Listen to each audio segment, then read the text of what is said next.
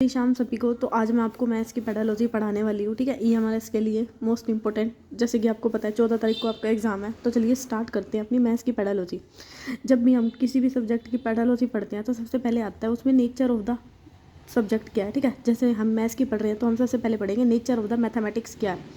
तो यहाँ पे गणित का क्या अर्थ है, बेसिकली जो मैथ्स का नेचर ऑफ द मैथमेटिकल है इसको बोलेंगे साइंस ऑफ द कैलकुलेशन, ठीक है। जो मोस्ट इंपॉर्टेंट पॉइंट बता रही हूँ ना वो याद करते रहना कि गणित का अर्थ क्या है, साइंस ऑफ द कैलकुलेशन की गणनाओं का विज्ञान, ठीक है। पहली बात ये याद रखनी है। दूसरा क्या आता है, गणित का हमारा सीधा संबंध किससे है कि हमारी कैलकुलेशन से होता है, ठीक है। गणित के सिद्धांतों के ज्ञान के बिना हम किसी क्षेत्र में नया नाप नहीं कर सकते, नाप तोल नहीं कर सकते। कहने का क्या मतलब है कि अगर इसकी आपसे नेचर पूछे तो साइंस ऑफ द कैलकुलेशन, ठीक है। इसके बिना हम कोई भी कैलकुलेशन, कोई भी मेजरमेंट आदि नहीं कर सकते, ठीक है। सिंपली बात है ये। नेक्स्ट है हमारा कि इसमें ना डेफिनेशन बोली गई है आपको कि मतलब, तो बेसिकली जो इम्पोर्टेंट डेफिनेशन है वही पढ़ेंगे कि गणित, जैसे देखो गणित विज्ञान का द्वार और क्या है, कुंजी है। क्या दे दिया, गणित विज्ञान का द्वार और कुंजी है। तो किसने बोला, रोजर बेकिन ने। अब इसको कैसे याद रखोगे, द्वार, द्वार पे हम क्या लगाते हैं, मतलब ताला लगा देते हैं ना। तो यूँ रोजर, रोजर मतलब रेजर, मतलब कुछ ऐसे करके याद रख लो कि ताले का नाम है, ठीक है। कुंजी मतलब कोई भी जो जरूरी चीज़ है, या फिर द्वार पे हम क्या लगा सकते हैं, रोजर बेकन ने क्या लगा दिया, कुंजी लगा दिया, यानी कि ताला लगा दिया, ठीक है। Mathematically is the gate and key of the science, ये किसने बोला है, रोजर बेकन। इंग्लिश में लिखी हुई है मैंने, ठीक है। गणित वह भाषा है जिसमें भगवान ने ब्रह्मांड का है। तो ये मोस्ट इंपॉर्टेंट है गैलियो की। ब्रह्मांड किसने बोला है, गैलियो का। देखो थोड़ा थोड़ा ना हिंट करके याद रख सकते हैं आप। ब्रह्मांड किसने बोला है, गैलीलियो, ठीक है। नेक्स्ट है हमारा, ये इंग्लिश में लिखी हुई है, ठीक है। एक मिनट। गणित बच्चों के दिमाग में तर्क करने की आदत डालने का तरीका है। तो ये देखो, तर्क करने की आदत, तर्क करने की आदत को हम क्या करेंगे, लोग, मतलब ये किसने बोला है, लोग ने। ये मैंने इंपॉर्टेंट वही लिखी हुई है डेफिनेशन, ठीक है। अगर आपके एग्जाम में मिलती है तो आप मार्क कर लो।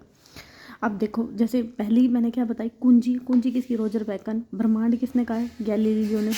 दिमाग में तर्क करने की आदत, तर्क से याद हो जाएगा लोग, क्योंकि दोनों को के ऊपर क्या हो रहा है, रहा हो रहा है, ठीक है।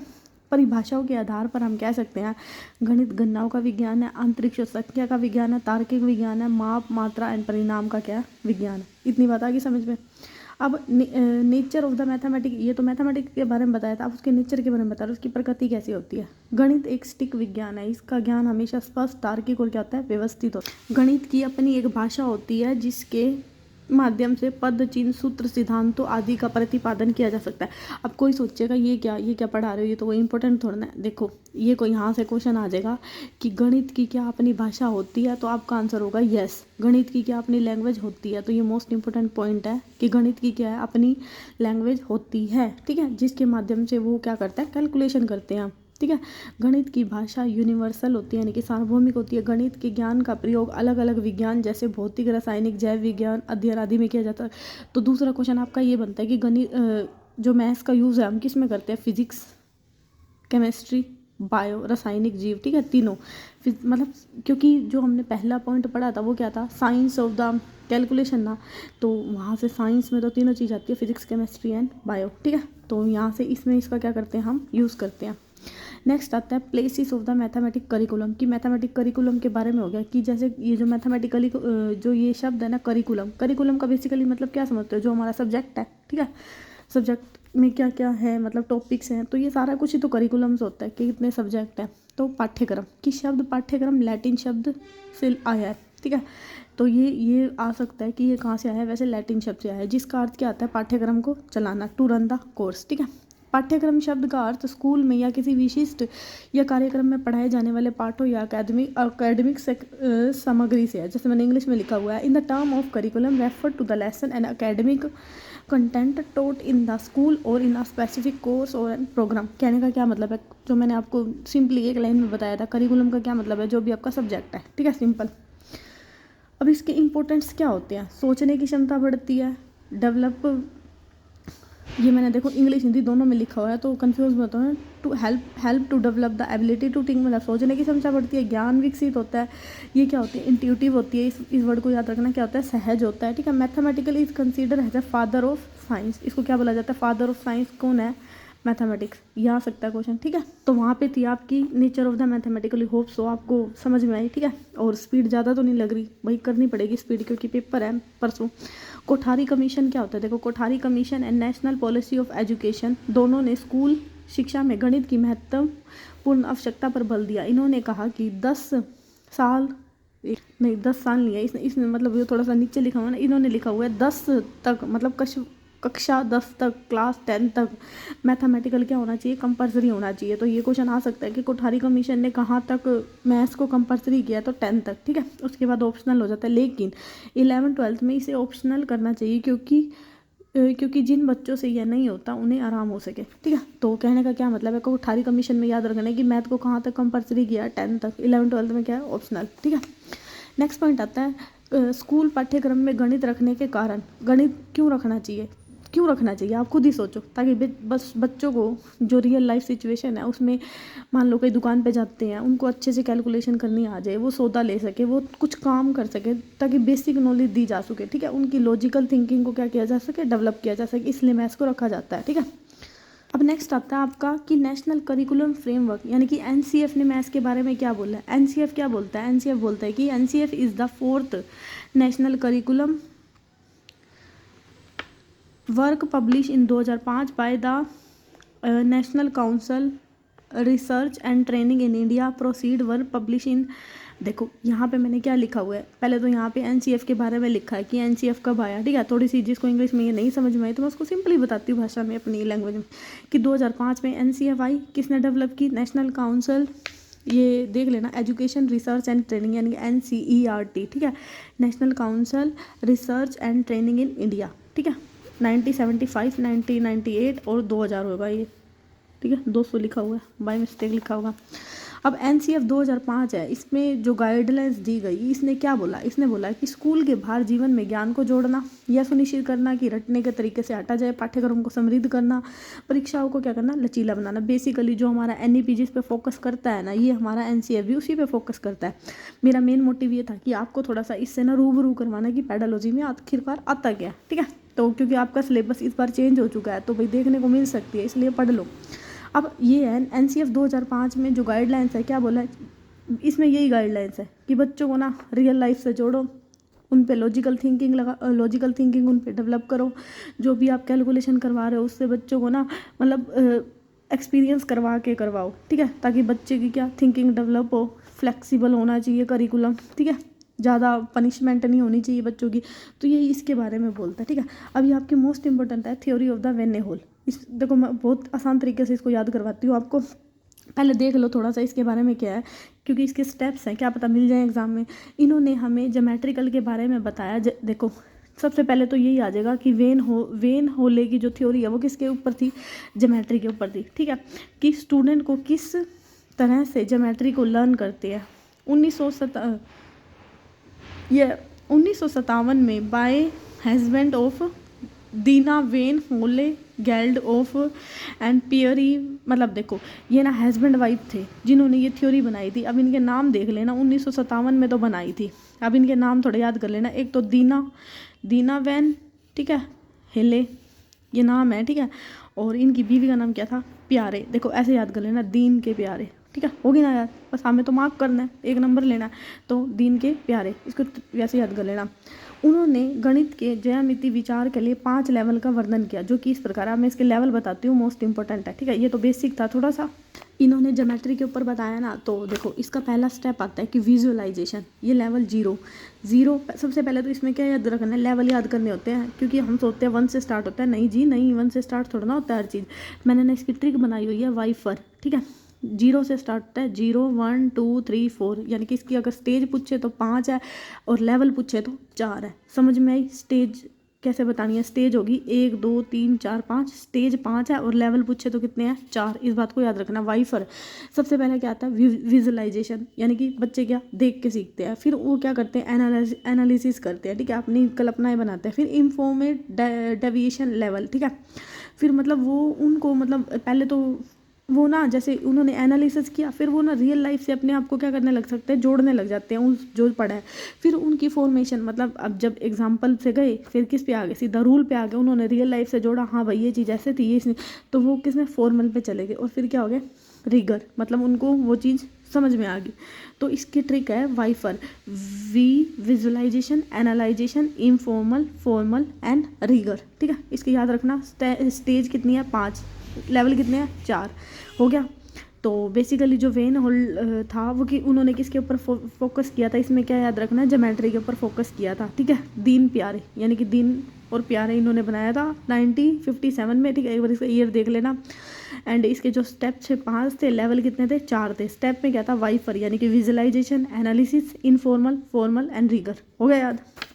नेक्स्ट आता है हमारा विजुअलाइज। अब ये बस मैंने क्या लिखा हुआ है, जो जो मैंने आपको बताया है ना वो मैंने यहाँ पे एक्सप्लेन किया हुआ है। ठीक है, वही देखो बच्चे देख के सीखते हैं, फिर वो मतलब अपने अपने थॉट्स बना लेते हैं, फिर वो फॉर्मल पे चले जाते हैं, वो जोड़ने लग जाते हैं उनके गुणों को, फिर ठीक है फिर उनसे उनका रूल कनेक्ट हो जाता है। ये बस मैंने थोड़ा एक्सप्लेन करके लिखा हुआ है, बाकी मैंने आपको इसमें बता दिया। नेक्स्ट चलें।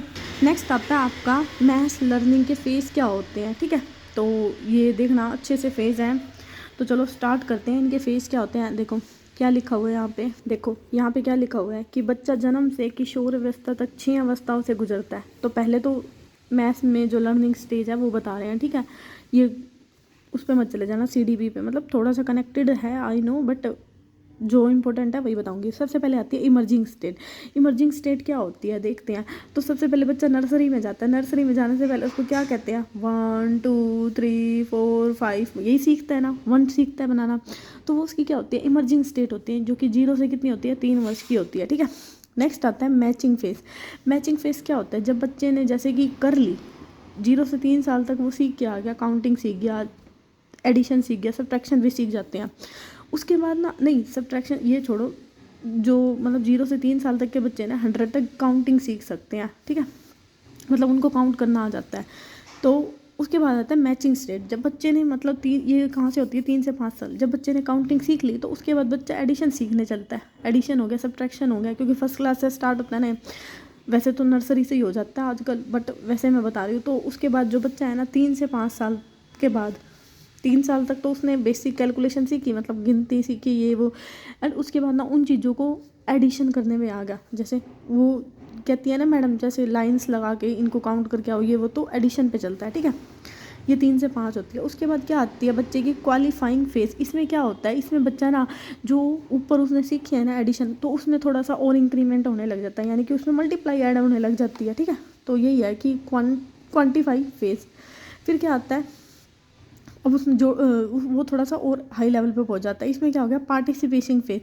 अब बच्चे ने एडिशन भी सीख लिया, सब्ट्रैक्शन भी सीख लिया। ठीक है, उसके बाद ना बच्चा क्या करने लग जाता है, चीज़ों को एक्सपेंड करने लग जाता है। जैसे अब यहाँ तक वो दो तक एडिशन सीख जाता है, अब यहाँ तीसरे पे एडिशन सीखता है। ठीक है, फिर क्या आता है फैक्ट्री फेस। इसमें क्या होता है बच्चा गुणनखंड अवस्था पे पहुंच जाता है। कि देखो यहाँ पे तो उसने गिनती सीखी इमर्जिंग स्टेट में, फेसिंग में फिर वो 1 1 2 2 मतलब जैसे मिलान वगैरह नहीं होते हैं, मैचिंग हो गया, ये हो गया, बच्चों को मतलब वो अगर जोड़ना उसको आएगा तभी तो वो सीख पाएगा। तो 1 की कैलकुलेशन, यहाँ पे 2 की कैलकुलेशन सीखता है, यहाँ पे 3 की वो सीखता है। ठीक है, एडिशन कैलकुलेशन नहीं सॉरी एडिशन, यहाँ पे 1 की, यहाँ पे 2 की, यहाँ पे 3 की। अब यहाँ पे बच्चा क्या फैक्टराइजेशन से, इसमें गुणनखंडीय अवस्था बोलते हैं, इसमें ये गुणनखंड सीखने लग जाता है। फिर ऑपरेशनल स्टेट 11 से 13 साल तक की, इसमें क्या हो जाते हैं जैसे प्लस माइनस मल्टीप्लाई डिवाइड सीख जाता है। Able to understand the mathematical operation. ठीक है, ये बस थोड़ी सी स्टेज है, याद रखना। नेक्स्ट आपका फॉर्मल एंड इनफॉर्मल असेसमेंट। देखो फॉर्मल असेसमेंट क्या होता है, सबसे पहले तो ये पता होना चाहिए असेसमेंट होता है क्या, मूल्यांकन का मतलब क्या होता है और क्यों करते हैं। इसमें ना एक आपका एग्जाम में क्वेश्चन आता है कि जो हमारा इवैल्यूएशन है वो क्वांटिटेटिव होता है या क्वालिटेटिव होता है। तो उस केस में ना आपका आंसर होगा जो हमारा इवैल्यूएशन है ना ये बहुत टाइप का होता है, ये मात्रात्मक भी होता है और गुणात्मक भी होता है। हम बच्चों को गुणों को देख के भी ठीक है उनको मतलब ऑब्जर्व करते हैं, एवेल्युएशन करते हैं, बच्चों का हम मात्रा यानी कि नंबर दे के भी हम उनका क्या करते हैं इवैल्यूएशन करते हैं। ठीक है, evaluation is the broad term than test, it include all the type of examination, it purpose is not only to check the knowledge of learner but all the aspect of learner. Evaluation का क्या मतलब होता है कि बच्चे की knowledge check नहीं करता बल्कि ओवरऑल चेक करना। ठीक है, करेक्टरिस्टिक क्या हो जाता है, कंटिन्यूस प्रोसेस होता है, कॉम्प्रिहेंसिव होता है। कंटिन्यूस मतलब हम लगातार भी कर सकते हैं, ठीक है। कॉम्प्रिहेंसिव मतलब बच्चे की हम एक हर एक चीज़ को ना केवल उनकी पढ़ाई बल्कि उनका जो और भी बिहेवियर है, जो स्कूल की मतलब एक्टिविटीज़ में पार्ट्स करते हैं। अगर मान लो अच्छा पढ़ाई में नहीं है लेकिन किसी और चीज़ में अच्छा, तो उस चीज़ को भी देखता है। कॉम्प्रिहेंसिव का मतलब कोस्कोलास्टिक एरिया आ जाता है, ठीक है। इसमें बच्चा सेंटर होता है। रेमीडियल मतलब बच्चे की कमी को भी पूरा किया जाता है। टीचिंग मेथड होते हैं, मतलब इसमें अलग अलग टाइप के मेथड यूज़ किए जाते हैं, ठीक है। तो फॉर्मल क्या होता है, फॉर्मल असेसमेंट होता है जब बच्चे का ना हम मान लो मैंने फॉर्मल का क्या मतलब होता है, फॉर्मल का मतलब होता है जैसे मैं स्कूल में पढ़ा रही हूँ, ठीक है। अब मेरे को देखना है एक बच्चा ना कि बच्चों की परफॉर्मेंस क्या है, मैंने पढ़ाया उनको कितना समझ में आया, तो मैं उनको टेस्ट लूँगी। तो ये होता है जो टेस्ट मैंने लिया है ना वो मेरा फॉर्मल। और इनफॉर्मल क्या होता है, इनफॉर्मल का मतलब होता है कि मैं वैसे नहीं ले रही बच्चों का टेस्ट क्लास में, मैंने वैसे मान लो बच्चों को मैं फील्ड ट्रिप पे लेके गई, मैंने बच्चों को कहा कि आप सभी ना क्या बोलते हैं पैसे लेके आना, मान लो सपोज 100 रुपये लेके आना चीज़ें खाने के लिए। तो मैंने वहाँ बच्चों को बोला कि जाओ आप चीज़ लेके आओ 10 रुपये की, तो आपको कितने पैसे वापस मिले। तो मेरे को वहाँ से पता चल जाएगा बच्चे को कैलकुलेशन आती है नहीं आती। तो वो इनफॉर्मल वे हो गया, आ गया समझ में। तो अब ये डिफरेंस देख लो थोड़ा सा, लिखो। ये फ्लेक्सिबल होता है, इनफॉर्मल। डायनेमिक होता है, गतिशील होता है। इंडिविजुअलाइज होता है, मतलब अकेले का भी कर सकते हैं। प्रोसेस बेस होता है। ये स्ट्रक्चर होता है, स्टैटिक्स होता है, स्टैंडर्डाइज होता है, एंड प्रोडक्ट बेस होता है। होप सो आपको ये दोनों समझ में आ गए होंगे।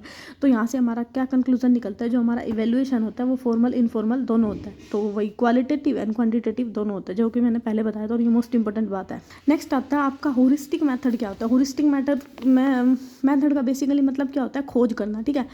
कि बच्चे जब खुद से क्या करते हैं, खोज करते हैं, उसको बोलते हैं ह्यूरिस्टिक मेथड, ठीक है। ये दिया किसने था, ये आर्मस्ट्रॉन्ग ने दिया था। अब मेरे को ईयर याद नहीं है कब दिया था, ठीक है। तो ये याद रखना, आर्मस्ट्रॉन्ग ने दिया था।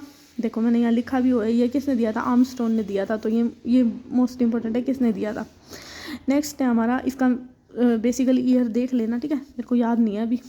नेक्स्ट आता है हमारा एडवांटेज। क्या होते हैं ह्यूरिस्टिक मेथड के, देखो अब खुद देखो एडवांटेज क्या होंगे। बच्चा खुद से खोज करेगा, उसकी थिंकिंग डेवलप होएगी, उसकी लॉजिकल थिंकिंग बढ़ेगी, बच्चा रिफ्लेक्टिव थिंकिंग पे आएगा, बच्चे की सोच बढ़ेगी, बच्चे को समझ में आएंगी चीज़ें, ठीक है। ये खुद लिख लोगे। एंड डेफिनेशन मैंने आपको बता दी, ठीक है, होरिस्टिक में। अब इसके डिसएडवांटेज क्या होते हैं, देखो डिसएडवांटेज भी होते हैं हर किसी के। डिसएडवांटेज जब बच्चा खुद से करेगा, क्या पता वो गलत कर रहा हो चीज़ें, होता है ना, ठीक है। क्या पता उसने जो मतलब कंसेप्ट और था उसने कुछ और जोड़ दिया, ठीक है। तो ये इसका डिसएडवांटेज होता है जब खुद करता है तो। अब कम्युनिकेटिव मैथमेटिकल क्या होता है, ये क्या होता है, ये महान नेपोलियन ने कहा है कि गणित की प्रगति और सुधार राज्य की समृद्धि के साथ जोड़े। कम्युनिकेटिव मैथमेटिकल का मतलब होता है समुदाय से जोड़ना, कि मैथमेटिकल को एक सिंगल टर्म ना लेके मतलब पूरा एक अच्छे से लोगों के साथ जोड़ के पढ़ाना। कहने का क्या मतलब है कि सोशल लाइफ से बच्चों को जोड़ के पढ़ाना, ठीक है। ये मतलब होता है हर किसी चीज़ का। मैथमेटिकल इज स्टेप और subject of the great social important, ठीक है। It help in the proper organisation and maintain over the social structure, ठीक है। अब ये मैंने नेपोलियन वाला बता दिया। ये जो मैंने आपको बोल के बताया है ना, कम्युनिटी का मतलब सोशल लाइफ से बच्चों को रियल लाइफ से कनेक्ट करके पढ़ाओ, इसका ये मतलब होता है बेसिकली। इम्पोर्टेंस ऑफ मैथमेटिकल, ये तो आप कर ही लोगे, ये इतना वो नहीं है। अब देखो यहाँ पे ना 2 पॉइंट आते हैं, ये मोस्ट इंपॉर्टेंट है। एक्सियम क्या होता है, पोस्टुलेट क्या होता है, डेफिनेशन क्या होती है, ठीक है। देखो एक्सियम क्या होते हैं, ऐसे कथन जिन्हें बिना प्रूफ किए मान लिया जाता है। जैसे सन पूरब से उदय होता है, सभी समकोण त्रिभुज क्या होते हैं, बराबर होते हैं। समकोण त्रिभुज का एक एंगल समकोण यानी कि राइट एंगल का एक एंगल कितना होता है, 90 डिग्री का होता है। एक्सियम यानी कि जो प्रूव है वही, जो फैक्चुअल चीज़ें हैं, ठीक है। और पोस्टुलेट क्या होते हैं, ये हमारी ज्योमेट्री से रिलेट है। इसका मतलब है यह होता है कि बिना किसी प्रूफ किए मान लिया जाता है। देखो पोस्टुलेट एंड एक्सियम दोनों सेम होते हैं, ठीक है। तो अगर पोस्टुलेट बोले और एक्सियम बोले तो दोनों का मतलब क्या सेम, कि जो फैक्चुअल चीज़ें होती हैं जिन्हें हम प्रूव नहीं कर सकते वो क्या होते हैं, एक्सियम। और डेफिनेशन क्या होती है, स्टेटमेंट होती हैं, ठीक है, जो हमें क्या अर्थ प्रदान करती हैं। तो डेफिनेशन का मतलब क्या होता है, बेसिकली स्टेटमेंट। इतनी बात आ गई समझ में। अब थ्योरम्स क्या होती है, थ्योरम्स वो होती हैं ऐसे गणितीय कथन जो सिद्ध किए जा सकते हैं। देखो डेफिनेशन का मतलब तो डेफिनेशन होगी सिंपल, ठीक है। और थ्योरम्स क्या होती है, जिसको हम क्या कर सकते हैं, प्रूव कर सकते हैं। कंजक्टर क्या होते हैं, ये मोस्ट इंपॉर्टेंट पॉइंट है जो मैं बता रही हूँ। कंजक्टर का मतलब होता है अनुमान लगाना, ऐसे स्टेटमेंट जो हम मानते हैं कि सच है, ठीक है। अब कंजक्टर देखो, इसको कैसे याद रखो, कंजक्टर मतलब आप कंजक्टर से कुछ माइंड में आ रहा है, मतलब जक्टर मतलब हमने किसी के बारे में थॉट्स बना लिया, तो हम जिस पे अनुमान लगाते हैं, जिसके बारे में हम क्या सोचते हैं कि ये चीज़ सच है, लेकिन वो सच हो भी सकती है और नहीं भी हो सकती, ठीक है। ट्रू और फॉल्स होती है। जैसे हम पेपर में लगाते हैं ना कि हाँ ये क्वेश्चन सही है, ये क्वेश्चन गलत है, तो ये क्वेश्चन ट्रू एंड फॉल्स मतलब दोनों हो सकते हैं। जब ट्रू एंड फॉल्स की कंडीशन होती है उसको बोलते हैं कंजक्टर। आगे समझ में? तो एक बार दोबारा से रिकॉल करवा दी क्योंकि ये मोस्ट इंपॉर्टेंट पॉइंट है। एक्सियम एंड पोस्टुलेट क्या होते हैं? जिसको हम प्रूव नहीं कर सकते, जो फैक्चुअल चीज़ें होती है। डेफिनेशन क्या होती है? सिंपल डेफिनेशन, ठीक है। थ्योरम्स क्या होती है? जिनको हम प्रूव कर सकते हैं। और कंजक्टर क्या होते हैं? जो ट्रू एंड फॉल्स होते हैं। उसके बाद ब्लूम टैक्सोनॉमी आती है इसमें भी, ठीक है। आपने CDP में भी पढ़ी होगी। तो ब्लूम टैक्सोनॉमी मैं बता देती हूँ, ठीक है। इस पर मत जाना, ये मैंने थोड़ा गंदा गंदा लिखा हुआ है, ये मैंने जल्दी जल्दी नोट्स बनाए थे ना तब लिखा था। तो ये चीज़ याद रखनी है, जो ब्लूम में याद रखनी है। ऐसे ही ना बता देती, कोई नहीं। देखो नॉलेज हो गया पहले, ठीक है। फिर हमारी क्या हो जाती है? नॉलेज के बाद हम उस चीज़ को क्या करते हैं? हम कॉम्प्रिहेंस करते हैं, मतलब समझते हैं। अब मैं पूरा नहीं लिखती स्पेलिंग, तो फिर ये हिलेगा फ़ोन, ठीक है। पहले नॉलेज होगी, फिर कॉम्प्रिहेंसिव हो गया, फिर उसके बाद क्या हो जाएगी? एप्लीकेशन, मतलब उस चीज़ का क्या हो जाएगा? यूज़ हो जाएगा। ये भाई तुम्हें भी याद होनी चाहिए स्टेप कौन से है। फिर हम क्या करेंगे? एनालिसिस करेंगे पहले, ठीक है। फिर हम क्या करेंगे? सिंथेसिस करेंगे। और फिर हम क्या करेंगे? इवैल्यूएशन करेंगे, ठीक है। ये स्टेप्स होते हैं। ये 1956 की थी ब्लूम की टैक्सोनॉमी। तो पहला क्या आता है? नॉलेज। फिर क्या होता है? कॉम्प्रिहेंशन। देखो पहले बच्चों को नॉलेज दो, फिर उनको जोड़ो, मतलब उनकी जो समझ है ना उसको थोड़ा सा बढ़ाओ। फिर उसको यूज़ करना बताओ जो तुमने बताया। फिर उसको एनालिस, मतलब मान लो टुकड़े, एनालिसिस का मतलब होता है टुकड़े करके उनको एक कंक्लूजन तक ले जाना। फिर वो सिंथेसिस का मतलब क्या होता है? सिंथेसिस का मतलब कि टुकड़े करने के बाद उनको एक स्टेप पे ले गए और फिर उनका क्या कर दिया? इवैल्यूएशन कर दिया, ठीक है। अगर मैं 2001 की बात करूँ ब्लूम की, तो इवैल्यूएशन तो नीचे आ जाता है और ऊपर क्या आ जाता है? क्रिएट, ठीक है। इवैल्यूएशन की जगह क्या आ जाता है? क्रिएट, बाकी सारा सेम रहता है, ठीक है। तो ये पूछा जाता है कि क्रिएट कब जोड़ा गया? 2001 में जोड़ा गया। तो यही था ब्लूम की टैक्सोनॉमी में। और मैंने ब्लूम का ना क्या बोलते हैं, साइकोमोटर डोमेन एंड आपका कोग्निटिव डोमेन ना अच्छे से ट्रिक से याद करवाया हुआ है। शॉर्ट्स वीडियो में देख लेना एक बार, ठीक है। उसके पूछा जाता है कि क्या बोलता है? राजा राम वेरी आउटस्टैंडिंग करेक्टर। तो रिसीविंग, रिस्पॉन्डिंग, वेरी वेरी यानी वैल्यूइंग, ऑर्गेनाइजेशन एंड आपका क्या हो जाएगा? कंसेप्चुलाइजेशन, ठीक है। करेक्टर, कंसेप्चुलाइजेशन नहीं, करेक्टरिस्टिक, ठीक है। और जो इम्फान के थ्रू मैंने याद करवाया था, जो साइकोमोटर डोमेन था कि imitation, manipulation, precision, analysis and naturalisation, ठीक है। ये देख लेना एक बारी, शॉर्ट्स वीडियो है 3-3 मिनट की।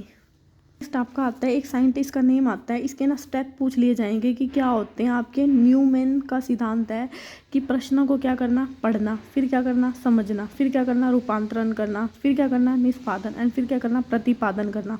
तो मैंने ना इसकी ट्रिक बनाई हुई है इसकी, ये मैंने ना अच्छी सी ट्रिक है, बिल्कुल सिंपल। देखो, पूछो सब रूपा से नीरज का पति, यानी कि पूछो से पढ़ना, सब समझना, रूपा से रूपांतरण करना, नीरज से निष्पाठन, और प्रतिपादन का मतलब प्रतिपादन करना यानी कि पुण्य जांच करना। कहने का क्या मतलब है? न्यूमैन का सिद्धांत 1 2 3 4 5 स्टेप होते हैं। कौन कौन से होते हैं? स्टेप पूछ लिए जाएंगे कि कौन सा न्यूमैन का सिद्धांत है या नहीं है, क्योंकि पेडालॉजी में है आपका और आपके सब्जेक्ट में पेडालॉजी दी है। तो इसको याद कर लेना कि पूछो सब रूपा नीरज का पति, पूछो सब रूपा से नीरज का पति, ऐसे करके याद कर लेना। पढ़ना, समझना, रूपांतरण करना, निस्तारण करना एंड प्रतिपादन करना। बेसिक ना हमें याद करना है। तो कोई इस पे मत जाना कि मैडम ने ट्रिक बना दी, कोई नहीं, तुम याद करो, क्या पता तुम्हारा 1 नंबर बन जाए, है ना भाई। तो पूछो सब रूपा से नीरज का पति यानी कि न्यूमैन, पढ़ना, समझना, रूपांतरण करना, निष्पादन करना एंड प्रतिपादन करना, ठीक है ना। इसमें आपका एक क्राइटेरिया रेफरेंस टेस्ट आता है और एक नॉन रेफरेंस टेस्ट आता है। तो क्राइटेरिया रेफरेंस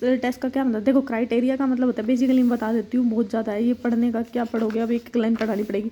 क्राइटेरिया का मतलब होता है, जैसे हमने सीटेट में क्राइटेरिया रख दिया कि 90 नंबर तो लेने ही लेने हैं, तो वो एक क्राइटेरिया हो गया, यानी कि जिसमें हम नंबर पहले से फिक्स कर लेते हैं, सिर्फ आपको क्वालिफाई करना है, ठीक है। और नॉन रेफरेंस टेस्ट क्या होता है? जिसमें आपका मान लो जॉब लगेगी, सिलेक्शन होगा, नंबर लेना है, यानी कि हाईएस्ट जितने भी आपका कंपैरिजन होगा, ठीक है, दूसरे बंदों के साथ। ये आता है क्वेश्चन कि कंपैरिजन किस में किया जाता है, CR में या फिर NRT में, नॉन रेफरेंस टेस्ट में। तो NRT में यानी कि नॉन रेफरेंस टेस्ट में क्या किया जाता है? कंपैरिजन, क्योंकि इसमें आपके क्या जो सबसे ज़्यादा हाईएस्ट मार्क्स होंगे उसी का क्या पड़ेगा? नंबर। अब नेक्स्ट आपके ना मोस्ट इंपॉर्टेंट पॉइंट है, ठीक है, तो देखते जाना। ये एबेकस का यूज़ हम किस लिए करते हैं? बेसिक काउंटिंग, जोड़ घटा जमा के लिए करते हैं। मतलब जो विजुअली चैलेंज बच्चे हैं ना, जिनको मतलब दिखाई थोड़ा कम देता है, मतलब तो उनके लिए हम एबेकस का यूज़ करते हैं। तो बेसिकली ये क्वेश्चन आता है कि विजुअल चैलेंज बच्चों के लिए किस चीज़ का यूज़ करते हैं? अबेकस। मतलब ऐसे देखो, इसको कैसे याद रखोगे? विजुअल चैलेंज मतलब मान लो जिस बच्चे को कम दिखाई देता है, हम कोई थोड़ा ना बोलेंगे अबे तू इधर आ, ऐसे करके थोड़ा ना बोलेंगे। जो शरारती बच्चे उसको थोड़ा धमकाती है ना टीचर, तो उससे तो प्यार से बोलेगी। तो अबेकस हम विजुअल से ऐसे याद कर सकते हैं, ठीक है। सिंपली मैंने याद करने के लिए बताया, सो डोंट बी माइंड। अब ज्योमेट्री का जियो बोर्ड का क्या मतलब होता है? जियो बोर्ड ना बेसिकली जिसमें हमारी 2D शेप होती है। 2D शेप का मतलब क्या होता है? जिसमें लेंथ और ब्रेथ होती है, ठीक है। तो 2D शेप के लिए हम किसका? जियो बोर्ड। आ गया समझ में? ये भी हमारा विजुअल चैलेंज बच्चों के लिए क्या करते हैं? यूज़ करते हैं। नेक्स्ट है हमारा जियो जेब्रा। जियो जेब्रा ना हमारी 2D एंड 3D। देखो जियो बोर्ड, जियो बोर्ड बोर्ड से याद, यानी कि बोर्ड 2D होता है जिसमें लेंथ ब्रेथ होती है, हो गया। अब जियो जेब्रा, जेब्रा जेब्रा देखो, अब थोड़ा सा दिमाग लगाओ। जेब्रे का क्या मतलब होता है कि मतलब कुछ एनिमल आया ना दिमाग में, तो यानी कि आपकी विजुअलाइजेशन हुई, यानी कि उसमें क्या आ जाएगी? 3D हो जाएगी, ठीक है। बेसिकली याद करवाने के लिए है। अब ग्राफ पेपर का यूज़ हम डेसिमल नंबर्स के लिए यूज़ करते हैं। तो ये क्वेश्चन आता है कि ग्राफ पेपर का यूज़ किस लिए करते हैं? डेसिमल नंबर्स के लिए। डॉट पेपर का यूज़ किस लिए करते हैं हम? डॉट पेपर का यूज़ हम करते हैं राइटिंग बुक के लिए, ठीक है। इतना हो गया। इंपॉर्टेंट ही बताऊंगी। सो हाँ, यहाँ पे आता है एक 10 ग्राम का यूज़ किस लिए करते हैं? 10 ग्राम का यूज़ हम करते हैं ज्योमेट्रिकल शेप की नॉलेज की पिक्चर के लिए। मतलब 10 ग्राम दिख, मतलब बच्चों को देते नहीं आजकल कि वो उसके ऊपर बनाओ, स्क्वायर के ऊपर बनाओ, तो 10 ग्राम बोलते हैं। मतलब उसको जैसे मैं कैसे बताऊँ, मेरे पास तो है भी नहीं। थोड़ा सा ना उस पर यूट्यूब पर सर्च मारना 10 ग्राम क्या होता है, पता चल जाएगा।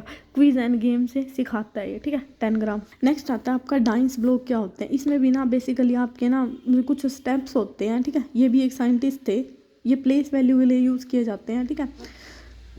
प्लेस वैल्यू होगी 10 ग्राम हो गया, फ्रैक्शनल हो गया, इसके लिए डाइस ब्लॉक यूज़ किए जाते हैं। इसकी ना बेसिकली ट्रिक क्या होती है, मैंने बोर्ड मास के अकॉर्डिंग बनाया था जिसमें बोर्ड नहीं होता, ठीक है। इसके 1 मिनट स्टेप्स देखो। डाइस ब्लॉक में आपका क्या होता है? डाइस ब्लॉक में ना स्टेप्स नहीं होते। डाइस ब्लॉक में बेसिकली ये पूछा जाता है किसके लिए हम डाइस ब्लॉक का यूज़ करते हैं। तो बोर्ड मास के अकॉर्डिंग, यानी कि डिवीजन, मल्टीप्लाई, एडिशन, सब्ट्रैक्शन, ठीक है। इसमें इसका यूज़ किया जाता है। Place value 10 gram and fractional, ये बेसिकली थोड़ा सा नॉर्मल है, इसको वैसे याद रखना, ठीक है। स्टेप नहीं है इसके, बस ये है। इसमें division, multiply, addition, subtraction, place value 10 gram, fraction, इसके ये लिए हम किसका यूज़ करते हैं? डाइस ब्लॉक का, ठीक है। नेक्स्ट मैंने वेन होले आपको पढ़ा दिया। एक आता है कि टाइलेशंस का यूज़ किसके लिए यूज़ करते हैं। इसमें भी हम 2D एंड 3D शेप्स के लिए इसका यूज़ करते हैं। एक आता है आपका कि कंपोजिशन का यूज़ किस लिए किया जाता है। एक ही आकृति पर किए गए 2 या 2 से अधिक परिवर्तन क्या कहलाते हैं? कंपोजिशन कहलाते हैं। बस इसका मतलब पता होना चाहिए। कंपोजिशन का मतलब होता है 2 या 2 से अधिक चीज़ें, ठीक है। आता है आपका एग्रीगेशन क्या होता है और एक अगमेंटेशन क्या होता है। ये मैं बताती हूँ आपको। जब 2 चीज़ों को जोड़ते हैं तो उसको क्या बोलते हैं? एग्रीगेशन। और जब एक चीज़ को बढ़ाया जाता है, जैसे दूध में पानी मिलाना, तो अगमेंटेशन। देखो एग्रीगेशन का मतलब होता है कि कहते हैं ना कि मार्क्स एग्रीगेट हो गए, यानी कि उसमें कुछ ना कुछ जोड़ दिया। एग्रीगेशन का मतलब होता है जोड़ना। और अगमेंटेशन का मतलब होता है जब एक चीज़ को बढ़ाया जाता है, ठीक है। जैसे दूध में क्या मिलाना? पानी मिलाना, ठीक है। तो ये क्या हो गया? अगमेंटेशन। इसको नॉर्मल मतलब पता होना चाहिए ये होता क्या है इसमें। अब जीन पियाजे का मैथ क्या बोलता है? जीन पियाजे के अनुसार बच्चा सबसे पहले संख्याओं, नंबर, कंजर्वेशन करना सीखता है, उसके बाद लेंथ, वेट, वॉल्यूम से सीखता है। बेसिकली इसकी जो स्टेज होती है ना, वो याद रखना कि प्रीपोर्शनल रीजनिंग का कंसेप्ट सीखता है। अरे बेसिकली ना जीन पियाजे ने भी ये बोला है कि बच्चा ना रियल लाइफ से कनेक्ट करके चीज़ें सीखता है, ठीक है। पहले मतलब वो अपने सेंसियस से सीखता है, क्योंकि इसकी स्टेज होती है ना जहाँ सेंसियर मोटर, प्री ऑपरेशनल, ऑपरेशनल और फॉर्मल, ठीक है। तो पहले बच्चा क्या सीखता है? सेंसिस से सीखता है अपने, ठीक है। फिर थोड़ी थोड़ी उसको कैलकुलेशन आने लग जाती है, वो चीज़ों को कंपेरिजन करके सीखता है, फिर उसकी लॉजिकल थिंकिंग बनती है, एंड फिर वो क्या रिफ्लेक्टिव थिंकिंग पे आ जाता है सिंपली, ठीक है। नेक्स्ट है आपका जोल्टन डाइंस। नेक्स्ट आपका होता है जोल्टन डाइंस। देखो इसके ना बेसिकली वो होते हैं स्टेप्स होते हैं। हाँ इसके स्टेप्स होते हैं, उसके नहीं, मैं उसके भूल गई थी। जोल्टन डाइंस का मतलब क्या होता है? देखो मैंने इसके स्टेप्स को अच्छे से ट्रिक बनाई हुई है। वैसे तो बर्गर के नाम से ये ट्रिक बनाई हुई है। इसके स्टेप्स क्या होते हैं? पहले 1 मिनट मैं लिख देती हूँ अच्छे से, फिर आपको समझ में आ जाए। देखो इसके जो स्टेप्स होते हैं ना, जो ये बेसिकली याद करना, मैंने इसको ट्रिक बनाई हुई है। गदर बर्गर, मतलब कहते हैं ना कि किसी ने बर्गर बहुत अच्छी बनाई हुई थी, यानी कि तो भाई तेरी बर्गर तो कति गदर है, ठीक है। तो इसको याद रखना जोल्टन डाइंस। इसके देखो गदर से याद करेंगे, हमारे यहाँ आती है गणितीय कैलकुलेशन। फिर हमारी क्या आती है? बोध गयात्मक, क्योंकि हिंदी में बता रही हूँ मैं पहले आपको कि गतिक नियम, ठीक है। फिर आता है हमारा बोध गयानात्मक परिवर्तन, यानी कि जो हम परसेप्शनल थिंकिंग करते हैं। फिर ग से क्या मतलब होता है कि गणितीय परिवर्तन। और फिर र से क्या मतलब होता है? रचनात्मक नियम। तो इसको इंग्लिश में तो याद कर लेना DPMC। DP किसका है? MC का। तो डी का मतलब क्या होता है? Dynamic principal. P का मतलब परसेप्शन। M का मतलब मैथमेटिकल कैलकुलेशन। और C का मतलब होता है कंजर्वेटिव। तो जो भाई आपको हिंदी वालों को हिंदी में से याद करना है, इंग्लिश वालों को इंग्लिश में याद कर लेना, ठीक है। DPMC ये याद कर लो तो ज़्यादा बेस्ट है, क्योंकि ये अजीब बन रहा है कि dynamic perception, mathematical thinking and क्या हो जाएगा, कंजर्वेटिव। अब जैसे एक ना वर्ड है कि 1729 में रामानुजन ने नंबर दिया था, क्या कि 1729, ठीक है। किन्होंने दिया था, रामानुजन में, टैक्स नंबर भी कहते हैं इसको, ठीक है। अब नेक्स्ट है आपका जॉर्ज पोलिया, ये भी मोस्ट इंपॉर्टेंट है, तो इसको भी याद करते हैं। इसके भी स्टेप्स हैं, तो मतलब ये जैसे थोड़े थोड़े साइंटिस्ट हैं इनके स्टेप्स दिए हुए हैं कि सबसे पहले क्या करना, अंडरस्टैंडिंग द प्रॉब्लम, फिर प्लान करना, फिर इम्प्लीमेंटेशन करना, फिर क्या करना, लुक बैक करना। मैं दोबारा बताती हूँ, 1 मिनट। लुक बैक मतलब दोबारा से देखना। इसके स्टेप्स की भी ट्रिक बताते हैं भाई। तो इसकी ट्रिक है UP में RR, यानी कि अंडरस्टैंड करो, प्लान करो, रीड करो, दोबारा से रीड करो, ठीक है। जॉर्ज पोलिया की क्या है, UP में RR। अभी मैंने आपको क्या बताई सबसे पहले, क्योंकि 4-5 साइंटिस्ट आए हैं, उनकी मतलब ये पूछी जा सकती है। तो पहला तो वेन होले का क्या था, वाइफर, ठीक है, उसकी ट्रिक। उसके बाद जोल्टन डाइस की क्या थी, DCM मतलब DPMC, तो ये याद कर लेना। और तीसरा साइंटिस्ट क्या है, जॉर्ज पोलिया, इनकी ट्रिक क्या है, UP में RR, यानी कि अंडरस्टैंडिंग, प्लानिंग, रीड, रीड, ठीक है। अब इसमें ना आपका क्या एक लास्ट टॉपिक बच गया कि मैथमेटिकल मॉडलिंग क्या होता है। जब हम रियल लाइफ सिचुएशन की बात करते हैं, उसके साथ कैसे डील करते हैं, यह एक अच्छा तरीका है, ठीक है। बेसिकली मैथमेटिकल मॉडलिंग का मतलब है जब हम किसी भी सिचुएशन को रियल लाइफ से कनेक्ट करके पढ़ते हैं तो उसको मैथमेटिकल मॉडलिंग बोलते हैं, ठीक है। तो भाई यहाँ पे आपकी कंप्लीट मैथ्स की पेडालॉजी, भाई जितने इंपॉर्टेंट पॉइंट थे मैंने सारे ही बता दिए हैं। और छोटी सी वीडियो 30 मिनट की है, अगर मान लो पेपर देने जा भी रहे हो तो रास्ते में देख सकते हो, इतना कोई वो नहीं है। एंड सारे मोस्ट इंपॉर्टेंट पॉइंट बता दिए मैंने। होप सो आपको ये वीडियो पसंद आए। So thank you.